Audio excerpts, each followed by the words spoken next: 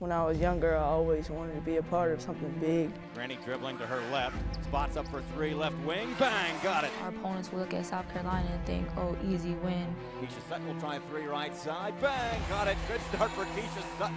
A big smile for the senior. The thing that we kind of hold ourselves to is just keep fighting. Good things will come to us.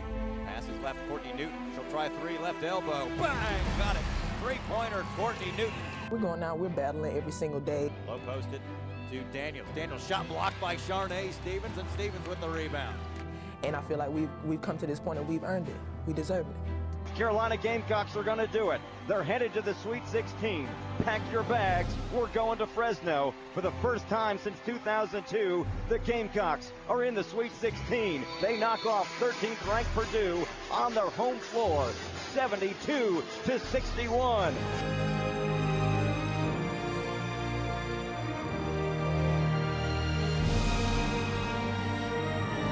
Pack it up, we going to Cali.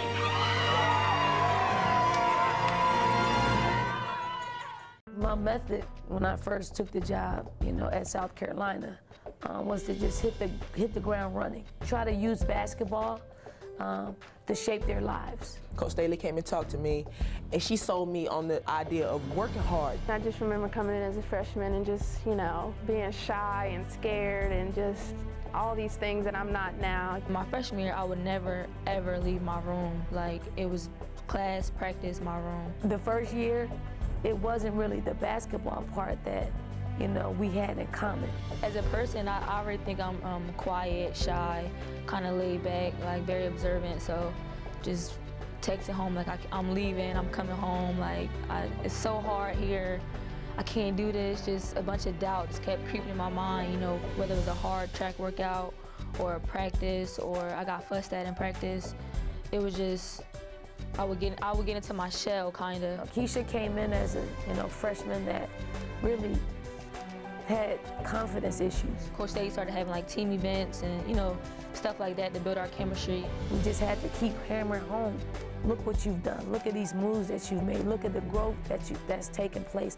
You wanted to go home every single day, ever since you stepped forth on campus. And the fact that you stuck it out, means that you belong. Throughout this process, it's really taught me, a lot about myself as an individual.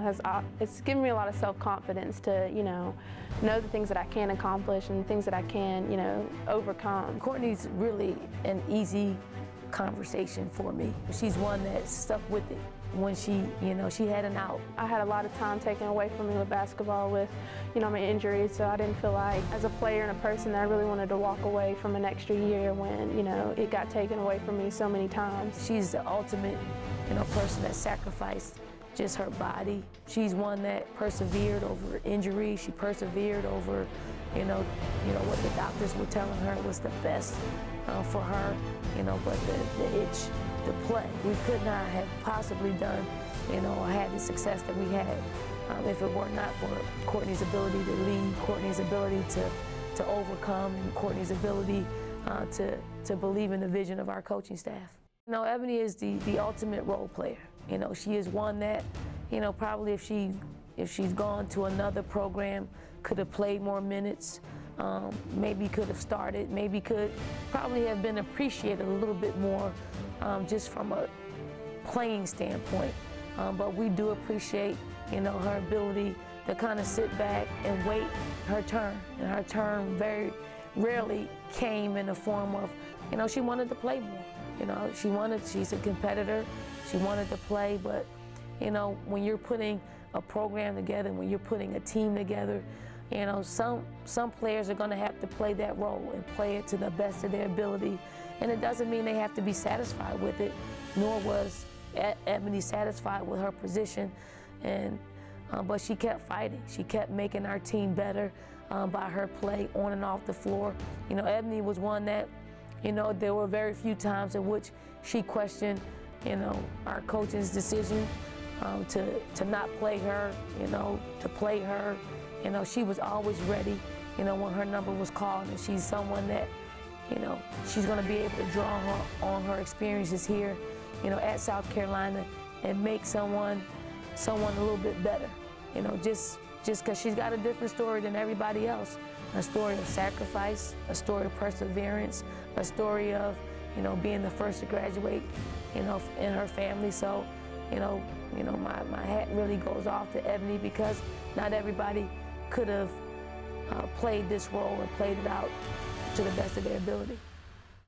Charnay is, I think our history, over the past 4 years has been hot and cold. We weren't on the same page very early on. I wasn't looking necessarily at the long picture. I wasn't looking, I'm like, I'm gonna go to college, I'm gonna be on TV. I didn't plan to be a parent, but life does a full circle, you know what I'm saying? So now there are things that have to be done. My life now is a lot about goals.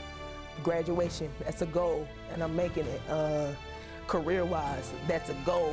And I want to be this, I want to be a police officer, that's a goal. Everything is set in a goal, not just jumping in head first. Charnay is one that I'm so very proud of. I am just from top to bottom, from first year to her 4th year.